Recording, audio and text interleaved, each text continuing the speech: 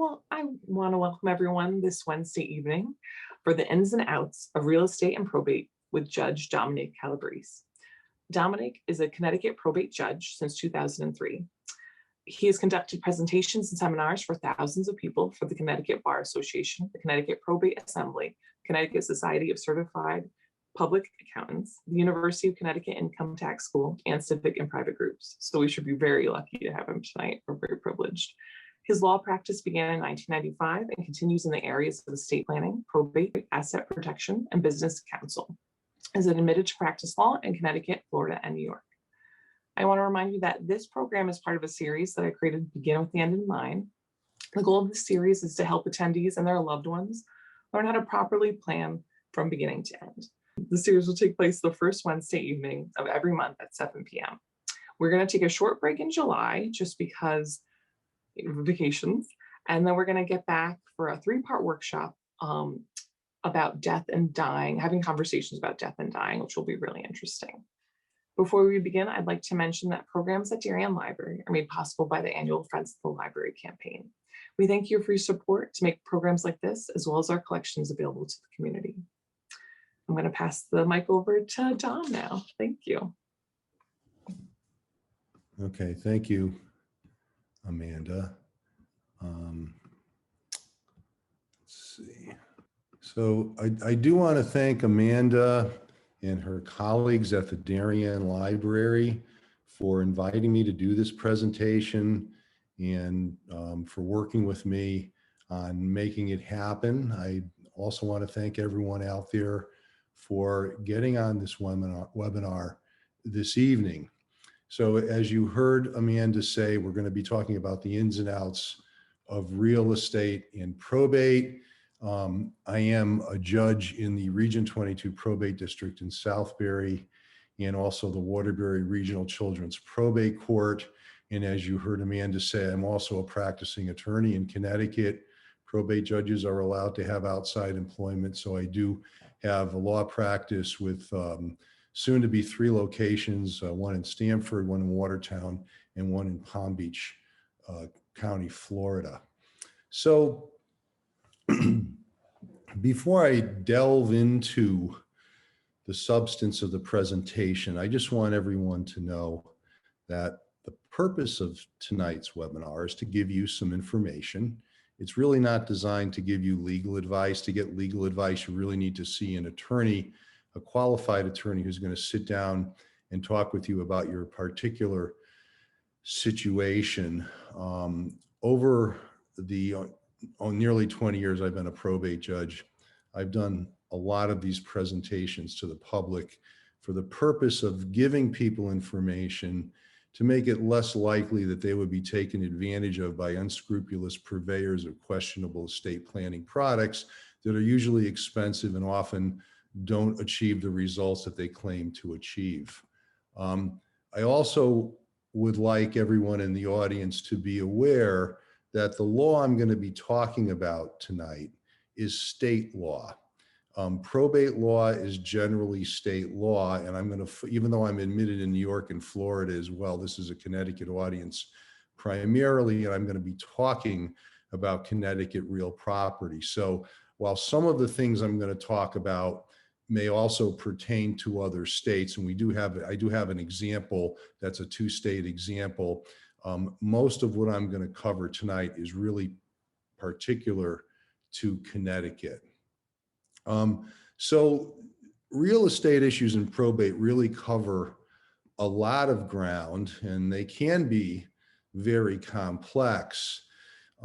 Seemingly minor differences in the facts of a specific case can have a dramatic effect.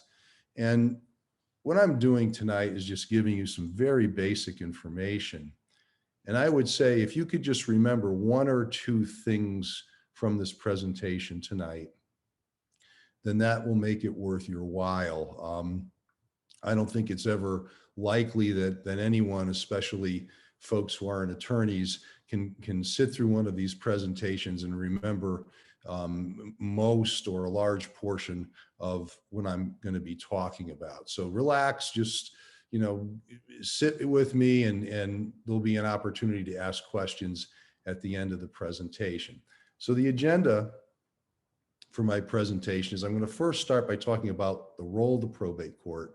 And then I'm going to talk about different ways real estate can be owned and the effect that that different type of ownership has on what happens in the probate court. I'm going to talk a little bit about Connecticut estate tax and probate fee liens, which really is the cause of, I think, the vast majority of the confusion here in Connecticut. Connecticut's somewhat unique in that regard. And then I have a number of examples, and depending on how much time I have, I hope to go through all or most of those examples. So let's start by talking about the role of the probate court. And it's really very simple. Even though we do a lot of things in our Connecticut probate courts besides decedent's estates, decedent is just a legal term for someone who's passed away. The role of the probate court in a decedent's estate is really quite simple. In Connecticut, it's just to do two things. It's to determine who the lawful owner of property is, property that was owned by the decedent, and also to ensure payment of Connecticut estate tax and probate fees.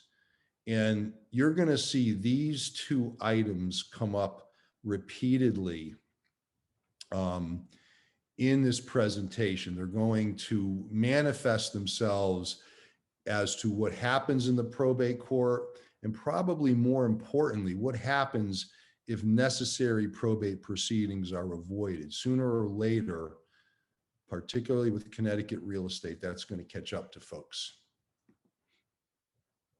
So let's start by talking about solely owned real estate. What is solely owned real estate? What do I mean when I say that? I simply mean this, that the real estate is titled in one person's name only, and that person's passed away for the purposes of this presentation. So when you have this situation and that owner passes away, we now have to determine who owns this property now. There's nothing in the deed about who owns it. We just know that the decedent owned it. So what do we do in the probate court? How do we determine who the owner of the property is after the sole owner passes away? Well, if the decedent had a will and that will is admitted to the probate court, the terms of that will govern who gets the real property. If there's no will, then we look to the laws, in this case of the state of Connecticut, to determine who the owner will be. And I do almost a completely separate presentation on what happens when someone dies without a will. It's not very straightforward. If you have a husband and wife with children, or even without children, it does not necessarily follow that the surviving spouse inherits everything in the absence of a will. And that's another reason why it's important for everybody to have a will, because it doesn't operate the way most people believe it to operate. So probate proceedings in this case are necessary to determine the legal owner of the property. And it is what I call a full administration decedent's estate. It's a process that in Connecticut, unfortunately, takes about 8 to 12 months. There are many steps involved in it. In my personal opinion, I think while many things in Connecticut probate courts can be done without an attorney, I think when you have a situation such as this one, having a competent probate attorney is well worthwhile. So when the probate court determines in those proceedings who the owner of that real property is, because the former owner is deceased, the probate court will issue something called a certificate of devise. And that's basically, it has the function of a deed. It gets recorded on the land records, and it includes the name or names of the person or persons who get the property either through the will or through the laws of intestacy, that those person's address, residence address, and how much of the property they get, and a description of the property. And that's recorded on the land records. And that's evidence of ownership of the property. Interestingly, when it comes to real property is treated a little differently from other types of property, like tangible personal property, things like motor vehicles or furniture or jewelry or artwork, or intangible personal property, things like accounts in financial institutions, stocks, bonds, etc. The transfer of the real estate harkens back to the death of the owner, even though the proceedings in the probate court are necessary to memorialize that. Next, I'm going to talk about survivorship property. So survivorship is a fairly common way that people, particularly married couples, but not exclusively married couples, can own real property and other property as well. So how does survivorship property work? Well, the deed that evidences the ownership of the property has two or more owners of record.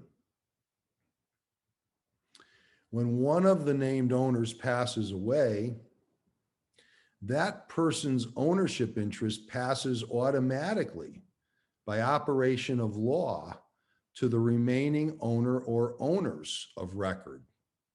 The probate court has no jurisdiction, has no authority to determine the owner of this type of property unless the other person or persons named on that deed have already passed away. So as long as one or more of those other owners survive the decedent, the transfer is automatic and the probate court has no jurisdiction. There's no need for the probate court to determine who the owner of that property is. Survivorship is established by language in the real estate deed for the property. There's some statutory provisions in our Connecticut statutes for what language is required to determine survivorship. Sometimes you'll see at the top of the deed, warranty deed, survivorship, but it has to be real. It has to be read by an attorney. When I have parties in my probate court who don't have an attorney, I will have them get the deed and I will look at it to be sure that the ownership is in fact what they believe it to be. While it's not common, it's not unheard of for ownership of real property to actually be different from what the surviving family members believe it to be. And that's why it's very important to go to documents, in this case, like a deed, to see what the actual ownership is. Next, we have something called tenancy in common. And this is a third way that real property can be owned.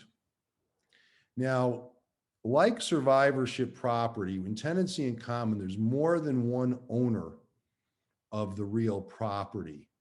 However, unlike survivorship, when one of the owners passes away, that deceased owner's interest has to go through the probate process to determine who the owner is.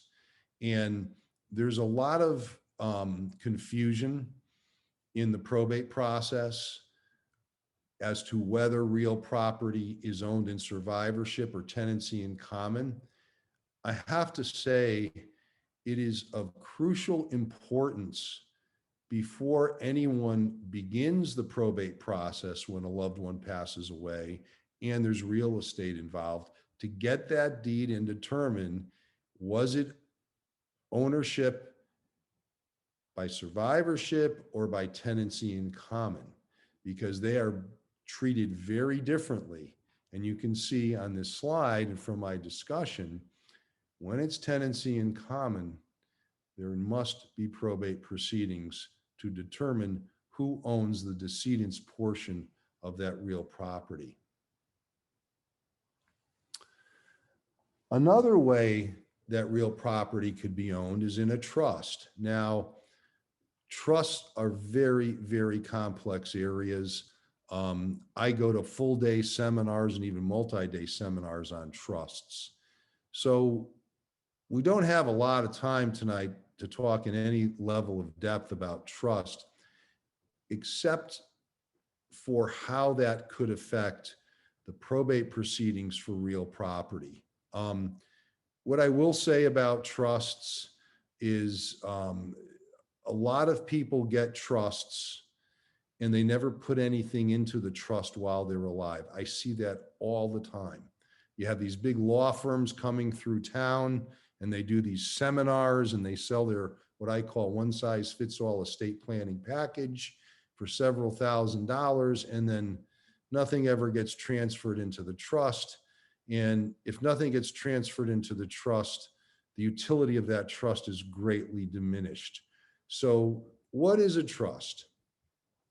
Well, a trust is simply a contract. That's really what it is from a legal standpoint. And there's a lot of different types of trusts. I have a few of them listed here. There's revocable trusts. Those are trusts that while you are alive, if it's your trust, you could do whatever you want with that trust and whatever is in that trust. There's irrevocable trusts, and those are trusts where if you create that for yourself and you transfer property into that irrevocable trust, generally you lose control over the property in that trust. It's a bit of a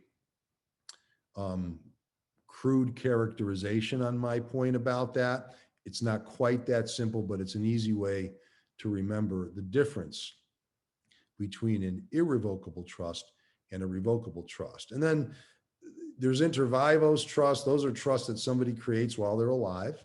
And then there's a testamentary trust, which is a trust that's created in somebody's will, and that's admitted to the probate court, and that trust is not created except pursuant to probate proceedings. So control of trust property is governed by the terms of the trust. That is extremely important. I've seen a lot of problems as a judge because people like trustees and beneficiaries and even sometimes attorneys did not understand what the terms of the trust are. It's the terms of the trust that govern what happens to the assets in that trust, and every trust is going to be different. Every attorney drafts trust differently, and in my law practice, I probably have 15 different kinds of trusts, never mind customizing each one for each client. So it's very complex and very sophisticated. Generally, probate proceedings do not have an impact on trust property unless somehow that trust is subject to the jurisdiction of the probate court. That's one of the reasons why people use trust, because it keeps the assets in the trust out of the public eye. Almost anything in a probate court is subject to public inspection. Because trusts are not subject to the probate court's jurisdiction and trusts are not recorded anywhere, they are private documents and the public does not have access to them. And that can create some very distinct advantages from an asset protection standpoint, for example, and from a family dynasty standpoint as well. So, like a lot of other assets, real estate can be titled into the trust. I'm going to talk about this revocable inter vivos trust. That's really a living trust. I think most of you on this webinar who are not attorneys have heard that term living trust. So that's what I'm going to use. It's not subject to probate proceedings regarding the ownership of the real estate. So if you have a trust and you've moved real estate into it, when you pass away, the probate court doesn't get to say who owns that real estate. The trust does. The probate court does not look at the trust because the trust is not submitted to the probate court, except potentially for tax purposes, which would make it a confidential filing, not subject to public inspection. But Here's where things start to get sticky and where people start to make bad decisions, especially if they don't have competent legal counsel. The value of the decedent's interest in the trust property is going to be used in the calculation of the probate fee, because the tax authorities, the state of Connecticut and the federal government, look at assets in that revocable trust as the property of the person who created the trust. There is an exception. You heard me talk a few minutes ago about irrevocable trust, the kind of trust where I said you lose control over the asset when you transfer it there.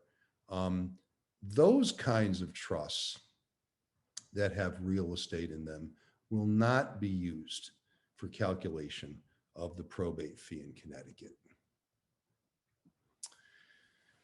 The next thing we're going to talk about are entities.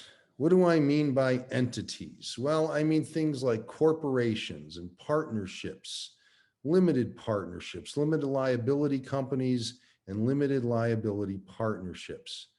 These are recognized by the laws of the state of Connecticut and really every other state in the union as a separate legal entity that has the ability to own real property in the name of the entity.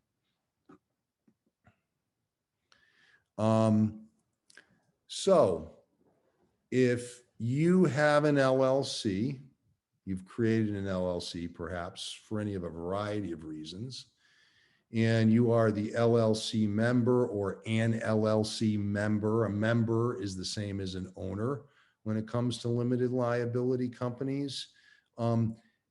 Your ownership in that entity is considered personal property.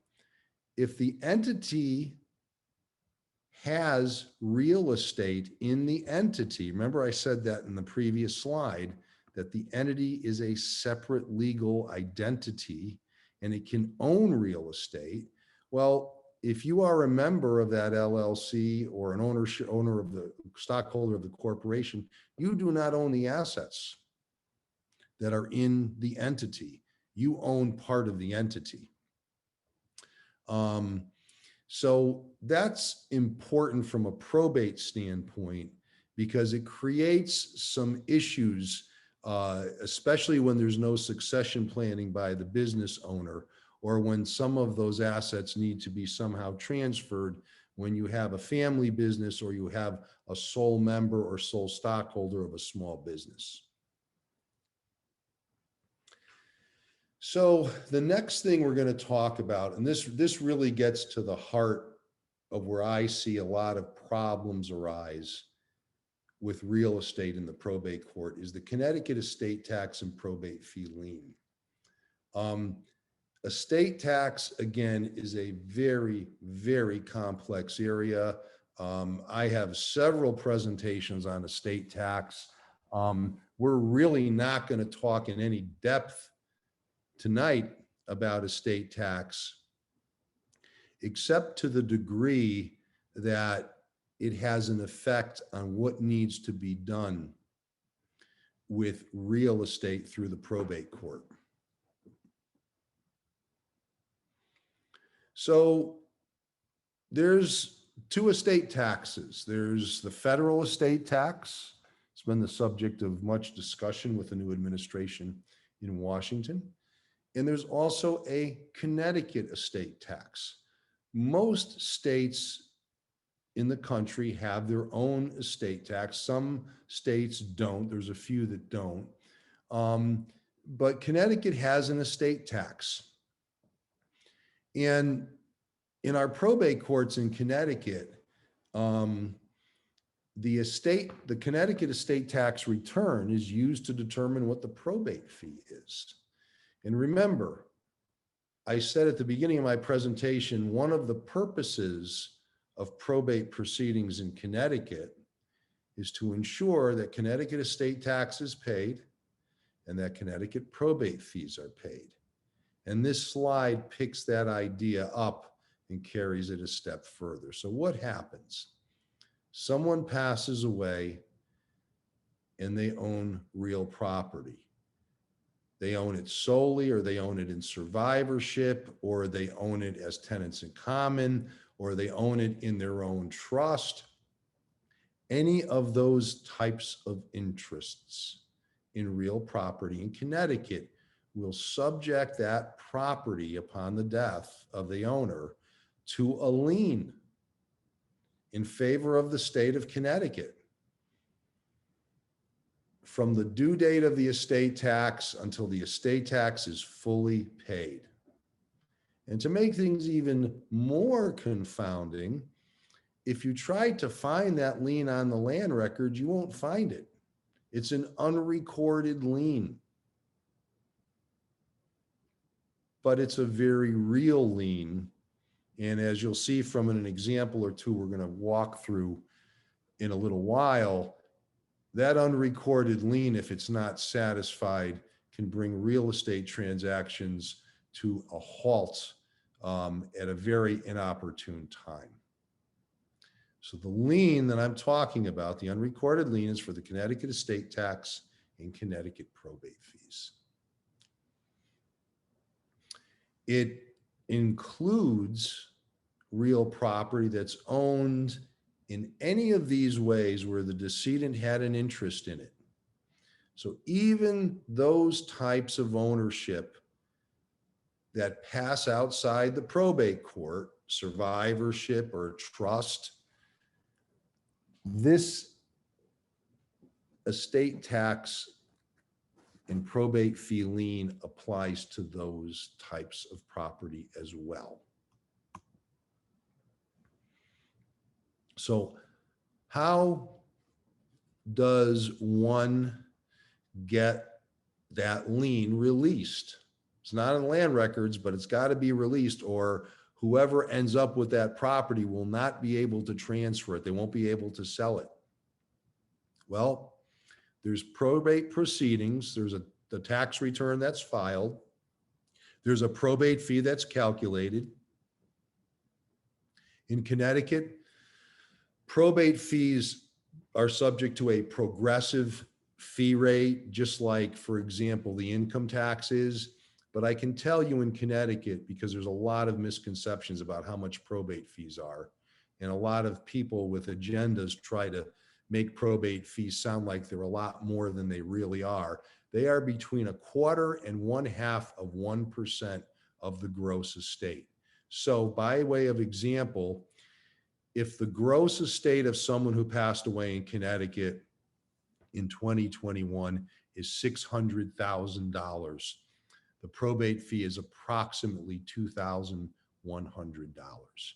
Sometimes you'll hear these purveyors of questionable estate planning products say the probate fee is 50%, or it's 20%, or it's 30%. It's between 1/4 and 1/2%. Now, you may still think that's a lot, and I'm not here to characterize that, but that's really what the fact is. So the tax lien is released by a certificate of release of lien if it is a non-taxable estate. In Connecticut, in 2021 currently, and it could be changed, the exclusion in Connecticut is $7.1 million. And as long as the value of the decedent's estate is $7.1 million or less, the probate court gets the tax return, reviews it. If the judge is satisfied with it, he or she signs off on it. The probate fee is issued, it is paid, and then the release of lien is issued by the probate court. If the value of the estate is above the $7.1 million, then that tax return goes to the Connecticut Commissioner of Revenue Services, and the Commissioner of Revenue Services will then issue the release of lien for estate tax. The probate court will issue the release of lien for probate fees.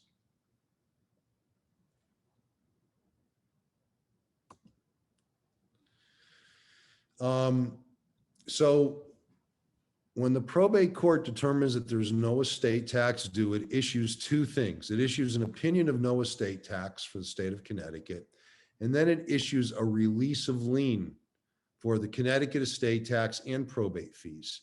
And that release of lien should be recorded on the land records by the administrator or executor of the estate.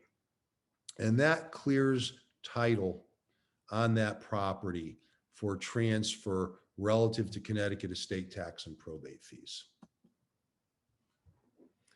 So let's look at a few examples to try to bring to life some of the concepts I've just discussed. So the first example is what I call, it's a ticking time bomb. It's the trap of avoiding probate, right? We all hear about avoiding probate. Can you avoid probate? Well, in Connecticut, you can avoid probate as to the first purpose of probate in a decedent's estate that I talked about, and that's determining the legal owner of property. If you do very good estate planning and you maintain that estate plan over years, you can essentially avoid that part of the probate process. What you cannot avoid in Connecticut, though, is the estate tax lien and the probate fee lien. Those cannot be avoided in probate. And for that reason, technically, avoiding probate 100% in Connecticut is not possible unless you give everything away, for example, using an irrevocable trust before you pass away. So let's look at this example. John Smith passed away in 2008, and his wife, Mildred, survived him. Now, John and Mildred did some simple estate planning. They put everything in survivorship that they owned. And the effect of that is when the first spouse passed away, in this case, John, everything automatically went to Mildred without probate proceedings. By operation of law, Mildred then owned everything that was in her name and John's name together in survivorship. So Mildred sees this and she says, well, I own all these things. I own my house. I don't have to go to the probate court because I own it now.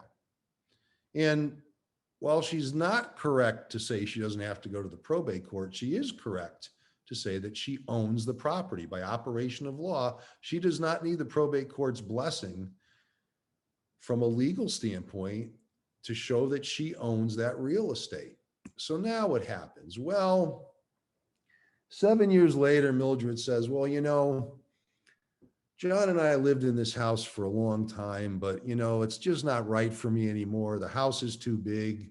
It's got too much maintenance. I want to move somewhere that's a bit more suitable for me. So she sells the house. 7 years after her husband passes away, she sells the house. She puts it up for sale. It's sold probably in a few hours if it was in 2021, but in 2015, I'm sure it would take longer. And now what happens is a week before the closing, and this almost is inevitable. It's not a month before the closing. It's not 3 weeks before the closing. It's 1 week before the closing. Mildred, the seller, her attorney, is informed by the buyer's attorney that there's no certificate of release of liens on the property in the land records. And the buyer's not going to go through with the sale because title to the property is not clear, right? So even though they may have a nice contract for the transfer of the property and there's a deposit by the buyer can walk out of that because title is not clear. And the seller is required to deliver clear title to the buyer. So now what happens, and I see this in my court many more times than I'd like to. Well, now it's a call to the probate court, and we get them all the time. She has to make an application to the probate court. She has to file what we call in the probate court a tax purposes only estate. Because remember, what I said before is Mildred owns all that property. She doesn't need the probate court to make a legal determination that she owns it, but she does need the probate court now, particularly because there's real property involved, to issue those releases of lien. So this is going to put the brakes on the real estate transaction until the petition is filed in the probate court correctly, and the probate court reviews it, issues an invoice, the invoice is paid, the determination is made that there's no estate tax due, and then the probate court issues the release of lien. I cannot count how many people over my 19 years on the bench have gotten caught up in this, and I hate to see it. I really do. And that's one of the reasons why I do these seminars, is to let people know, just because something's in survivorship in Connecticut, particularly with regard to real property, does not mean you get to completely avoid probate. Now, the probate that Mildred would have to go through in this case would not be 8 to 12 months. It would really just be a few weeks. So you certainly compress that process down to a minimum, but you don't avoid it entirely.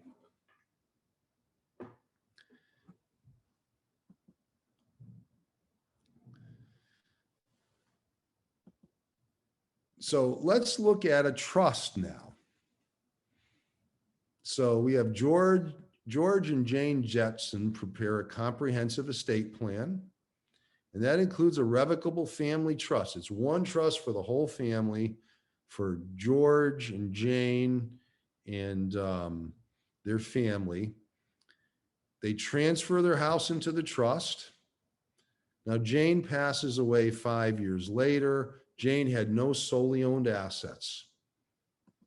So in this case, because the residence was titled in the trust, a step that most people with trusts fail to take, the probate court has no jurisdiction over the residence. The residence is owned by the trust. It was owned by the trust before Jane passed away. It's owned by the trust after Jane passes away.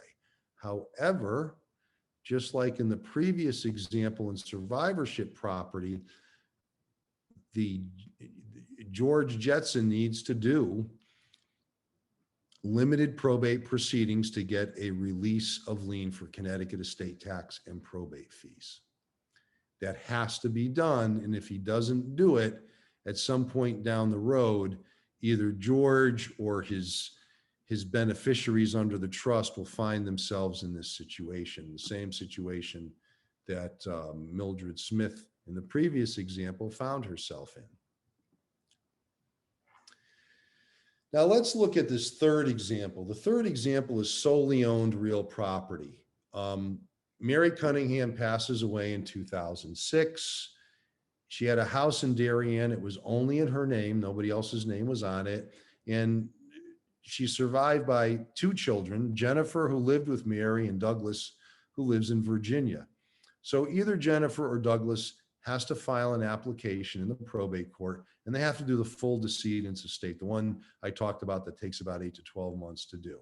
So that has to be done because in this case, the court has to do a few things. It's not just about release of lien. It's about who is the legal owner of the house.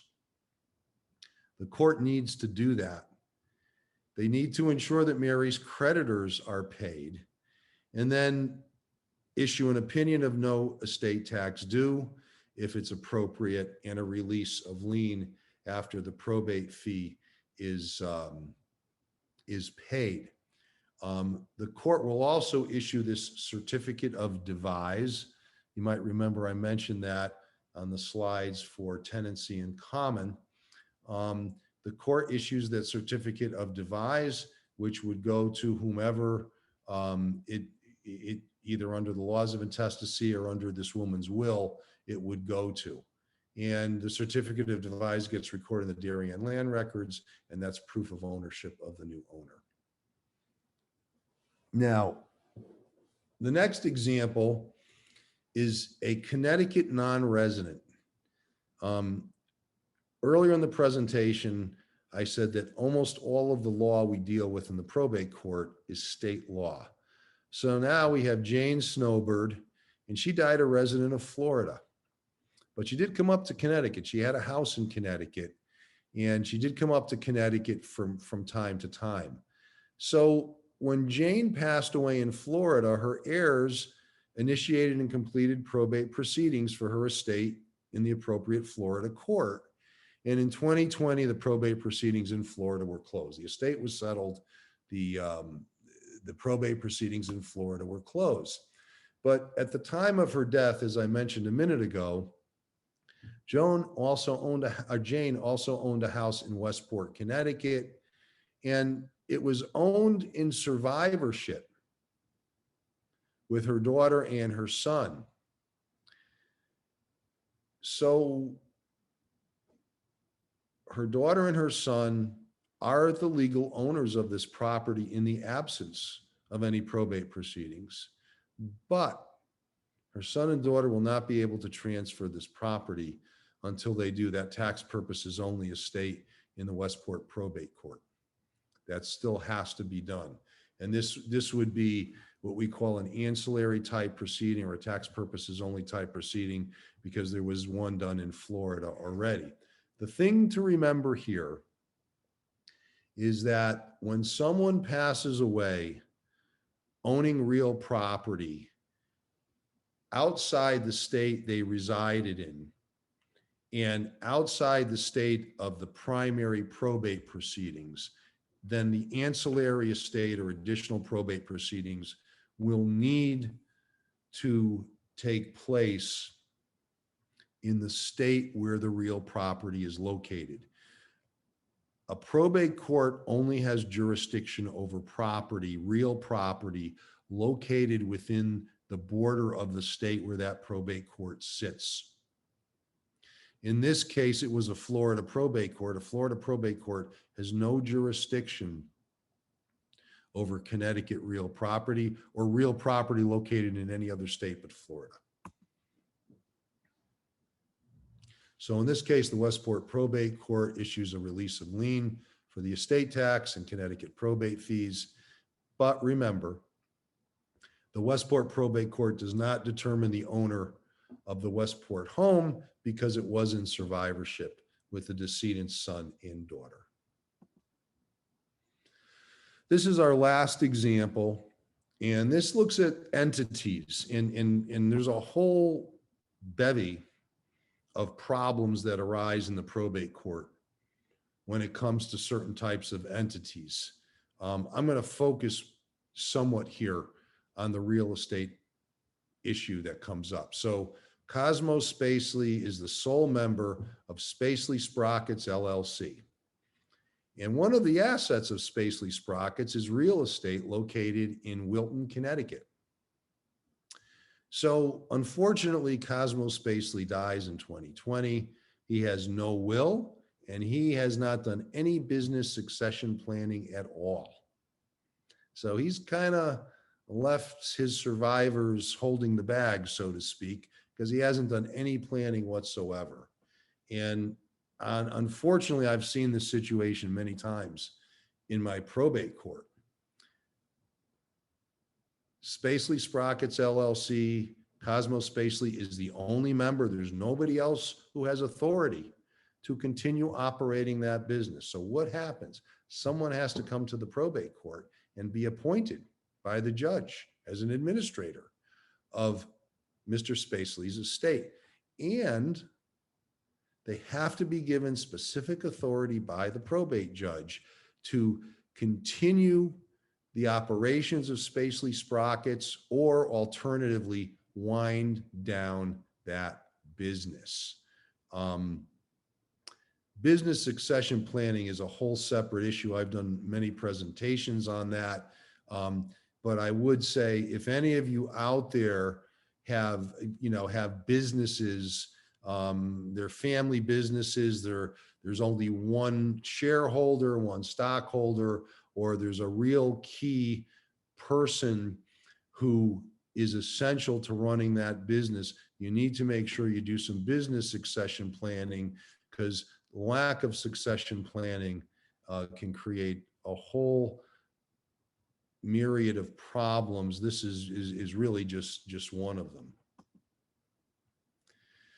So getting back to Mr. Spacely, in his decedent's estate includes his ownership interest in Spacely Sprockets LLC, but it does not include the property owned by Spacely Sprockets. You may remember when we talked about entities, the entity is a legally recognized person, if you will. You can think of it that way.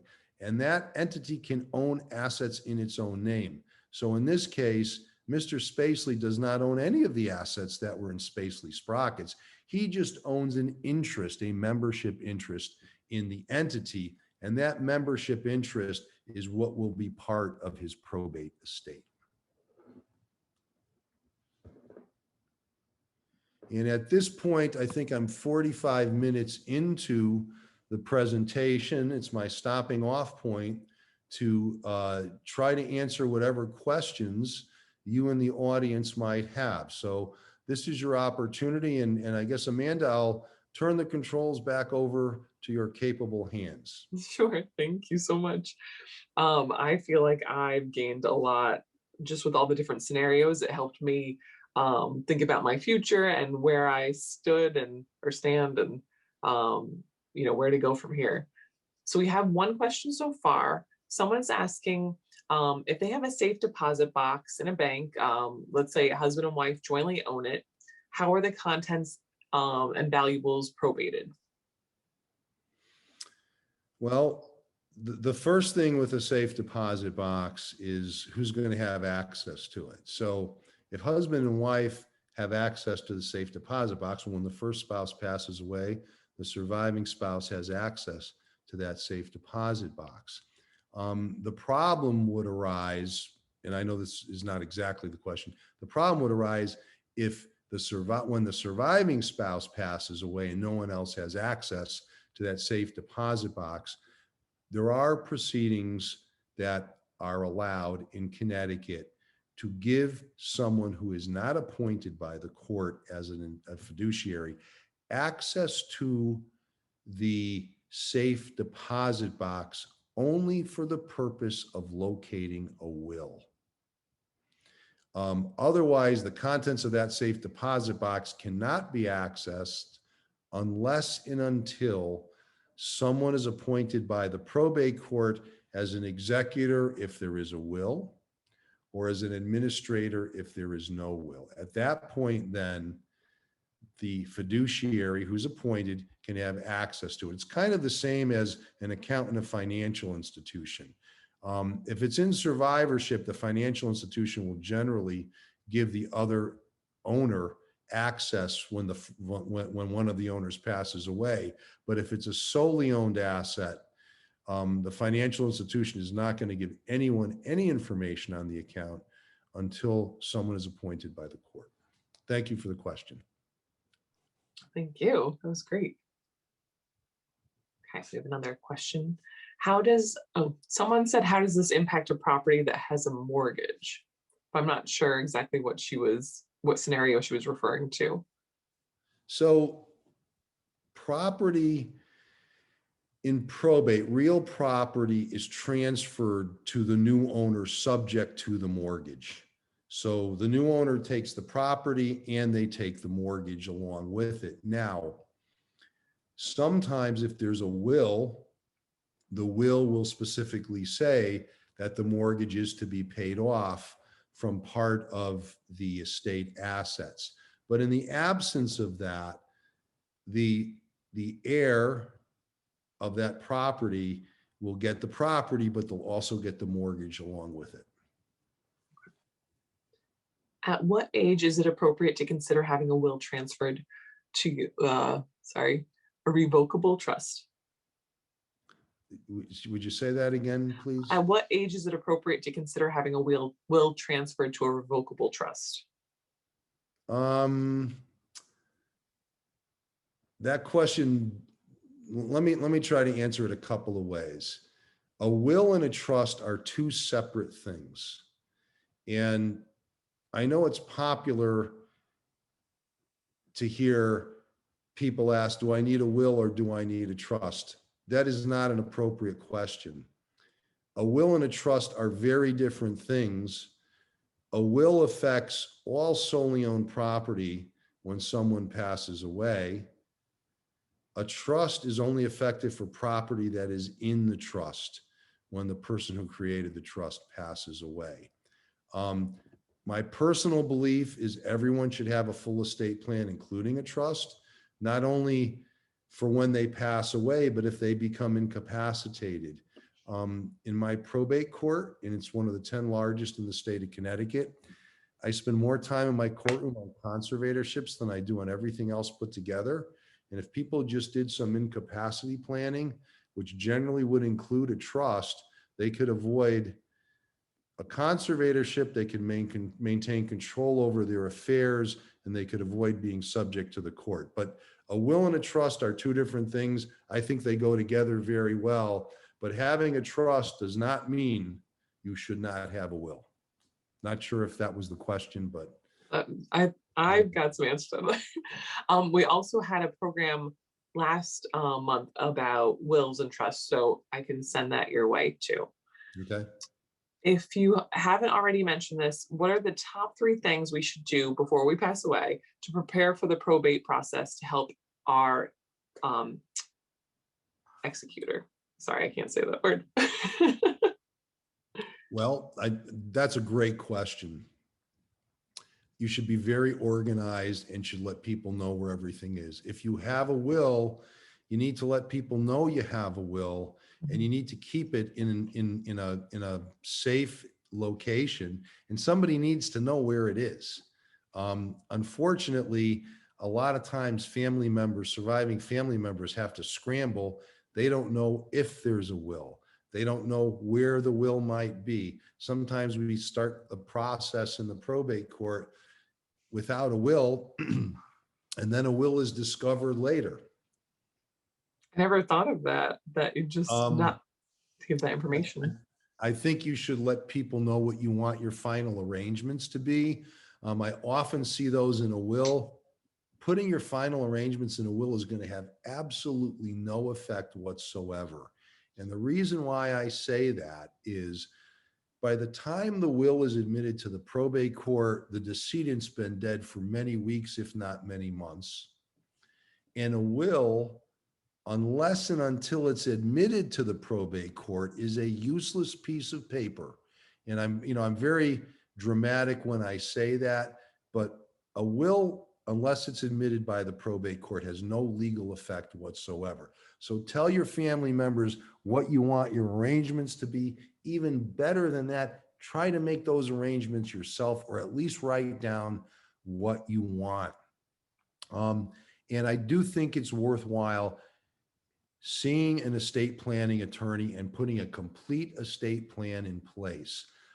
You can save your family and yourself a lot of headaches, a lot of consternation, and a lot of worry if you put a complete estate plan together.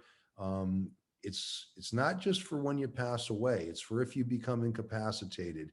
And the likelihood of incapacity is far greater than most people believe. It's up to 50%.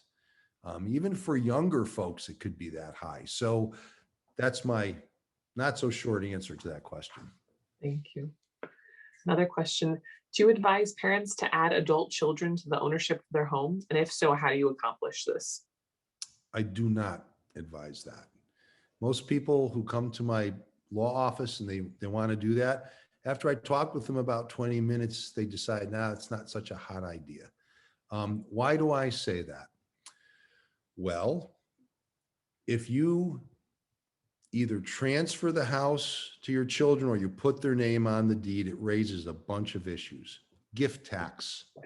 If you transfer even a portion of the ownership to someone and they don't pay fair market value, that constitutes a gift, and it may require a gift tax return, number one. Number two, the other owner or owners on that property, the owner's children, can decide to get a mortgage on the property without you knowing about it. Not such a good thing.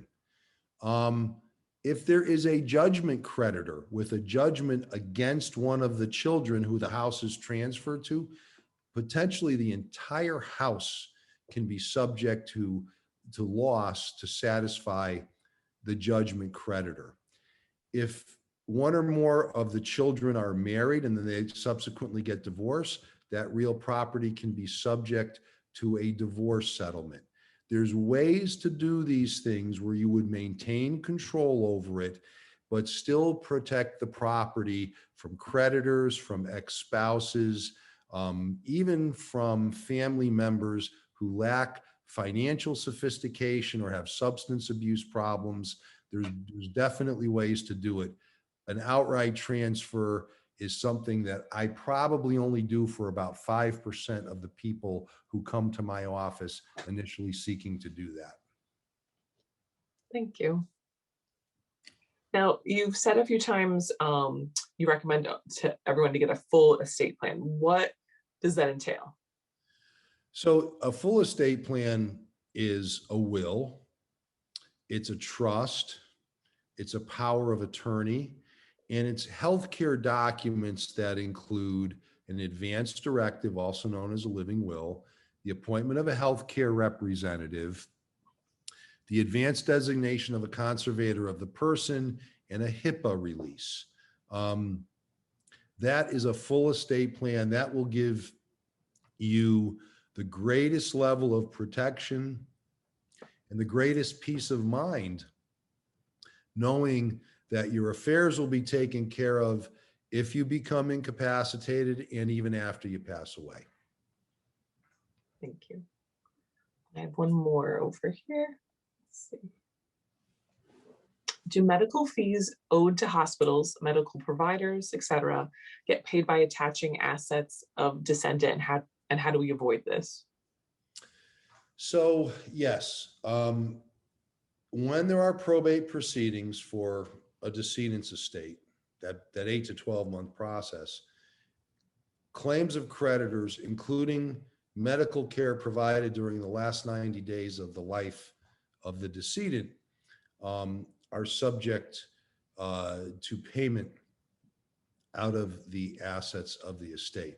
How can you avoid it? Well, I don't know if you can entirely avoid it, but one way to make it more difficult is to avoid the probate process for the transfer of assets, right? So if you have to do just one of those tax purposes only estates, the kind of estate that the Jetsons did, that is not going to subject those assets to the claims of creditors in the probate court.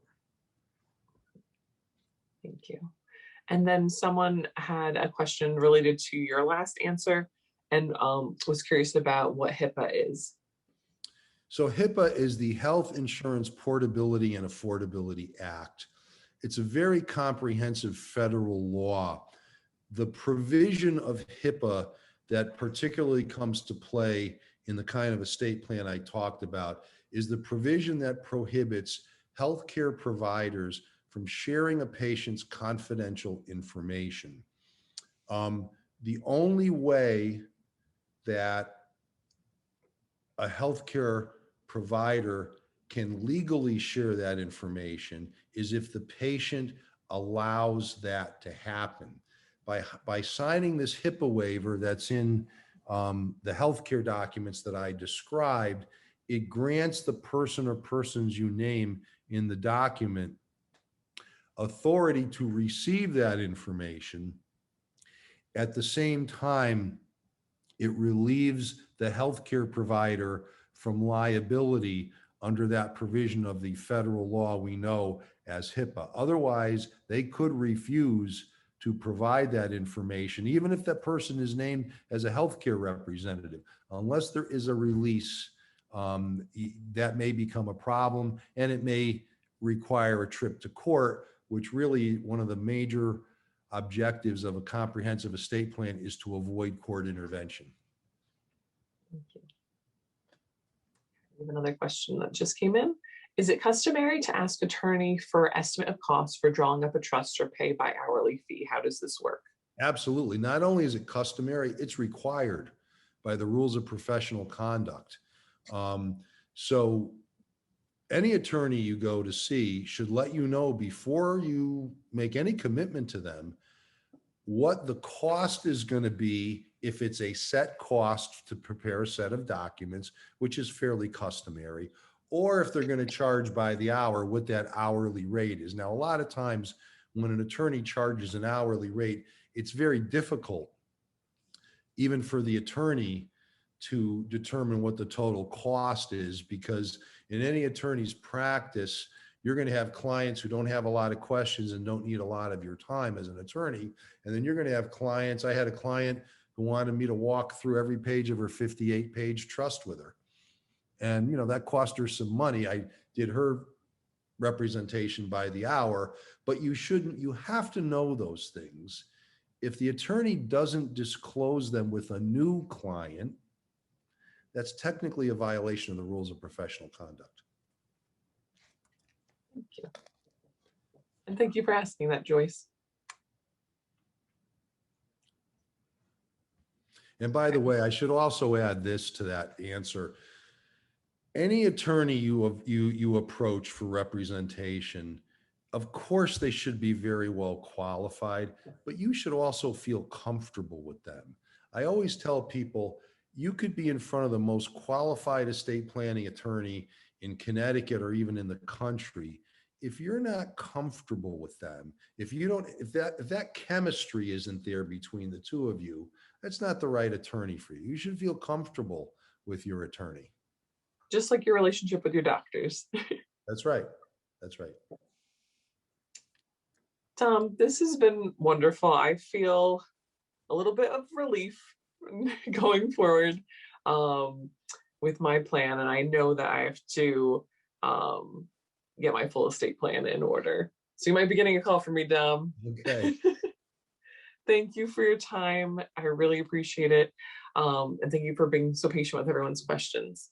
Sure. And if I could just add one thing too, if you look me up online, I have on my blog and on my website a number of articles that I wrote myself for lay audiences on all of the things we talked about today. And they're not sales tools, they're just strictly information. So if you go on my website or if you go on my blog, you'll have access to all these articles. They're very readable, they're not very long, and you're more than welcome to do that or to contact me as well. Thank you very much. I appreciate that. Thank Everyone, you. I hope you had a great night. If you have any questions about this program, please send me an email. Thank you. Bye, Dom. Thank you one more time. Appreciate it.